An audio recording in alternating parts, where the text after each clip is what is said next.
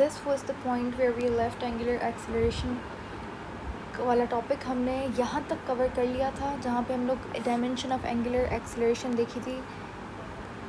तो angular acceleration क्या होती है? जब एंगुलर वेलोसिटी के अंदर कोई भी चेंज आता है, पॉजिटिव नेगेटिव जो भी, पर यूनिट टाइम, उसे एंगुलर एक्सेलरेशन कहते हैं। इसका फार्मूला होता है angular velocity upon time, unit होता है रेडियन पर सेकंड स्क्वायर, ठीक है। डिग्री पर सेकंड स्क्वायर भी आप लिख सकते हो, ठीक है। इनका कन्वर्जन भी मैंने आपको बताया था।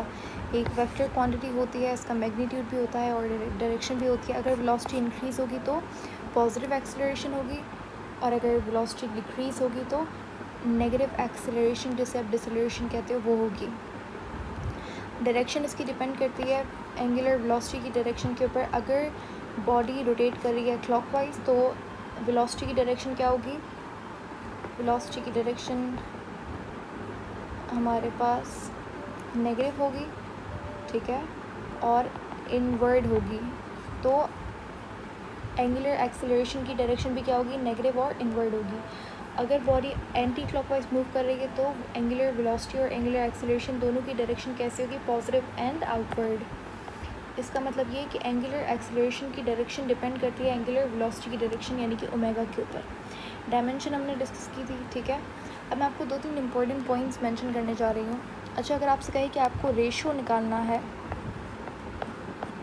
एंगुलर एक्सेलरेशन यानी कि अल्फ़ा और लीनियर एक्सेलरेशन का, ठीक है, दोनों वेक्टर क्वांटिटीज़ होती हैं वैसे तो। अगर आपको इनका रेशो निकालना है, इनकी डायमेंशंस का, इनकी डायमेंशन का रेशो निकालना है, तो क्या करेंगे? कुछ भी नहीं, बहुत सिंपल है। ये डायमेंशन होती है एंगुलर एक्सेलरेशन की और ये डायमेंशन होती है किसकी? लीनियर एक्सेलरेशन की। तो ये सब कैंसिल हो जाएगा, यहाँ पर आंसर आ जाएगा ये। तो ये हमारे पास क्या होगा? रेशो होगा एंगुलर एक्सेलरेशन की डायमेंशन टू लीनियर एक्सेलरेशन की डायमेंशन। सही है। अच्छा, उसके बाद हमने 2 चीज़ें डिस्कस की। अगर वेलोसिटी जो है, एंगुलर वेलोसिटी यानी कि ओमेगा अगर इंक्रीज़ होगा तो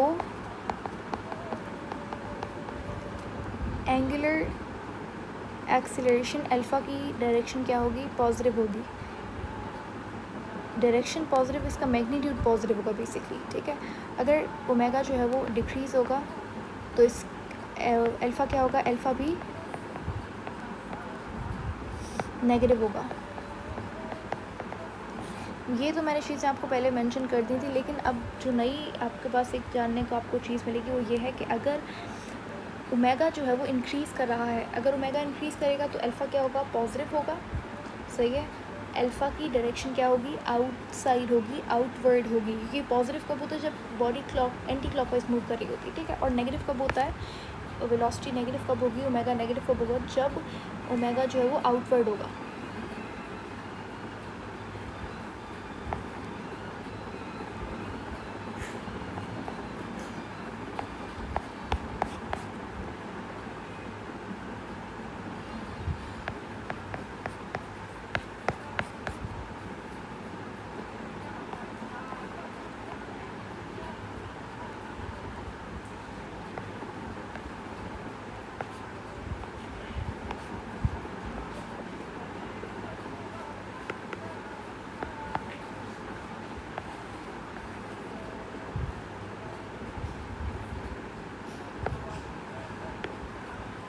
अच्छा, तो ये जो मैंने यहाँ पे चीज़ मेंशन की, ये बहुत इंपॉर्टेंट है आपको जानना कि अगर ओमेगा इंक्रीज़ होगा तो अल्फ़ा हमारे पास पॉजिटिव होगा। अल्फ़ा की डायरेक्शन क्या होगी? आउटवर्ड होगी। बॉडी एंटी क्लॉकवाइज मूव करेगी। तो इस केस के अंदर जो हमारे पास ओमेगा है और अल्फ़ा है वो एक दूसरे के क्या होंगे? पैरेलल होंगे। तो यानी कि जब हमारे पास ओमेगा इंक्रीज़ होगा तो अल्फ़ा और ओमेगा दोनों क्या होंगे? पैरेलल होंगे। लेकिन अगर हमारे पास ओमेगा डिक्रीज़ होगा तो अल्फ़ा क्या होगा? नेगेटिव होगा। बॉडी क्लॉकवाइज मूव करेगी। इस केस के अंदर ओमेगा और अल्फ़ा क्या होंगे? एंटी पैरेलल होंगे।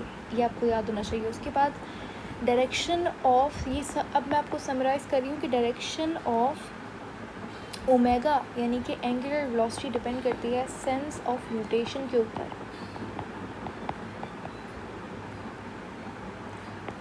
और डायरेक्शन ऑफ अल्फा डिपेंड करती है किसके ऊपर, डायरेक्शन ऑफ ओमेगा के ऊपर। ठीक है, चलें अब यहाँ पे मैं आपको दो तीन इम्पोर्टेंट कॉन्सेप्ट्स है कन्वर्जन के। अगर आपको क्वेश्चन के अंदर यूनिट गिवन है रिवॉल्यूशन पर सेकंड में, रेडियन पर सेकंड स्क्वायर में, ये क्या है, इसको कन्वर्ट कैसे करोगे। फॉर एग्जांपल अगर आपको उसने कहा है कि आपको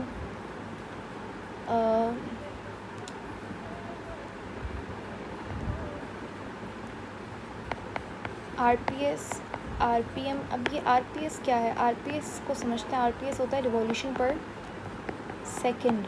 ठीक है, रिवॉल्यूशन पर सेकंड। आरपीएस मिलजुल रहा है थोड़ा आरपीएम से। आरपीएम क्या था, रोटेशन पर मिनट था।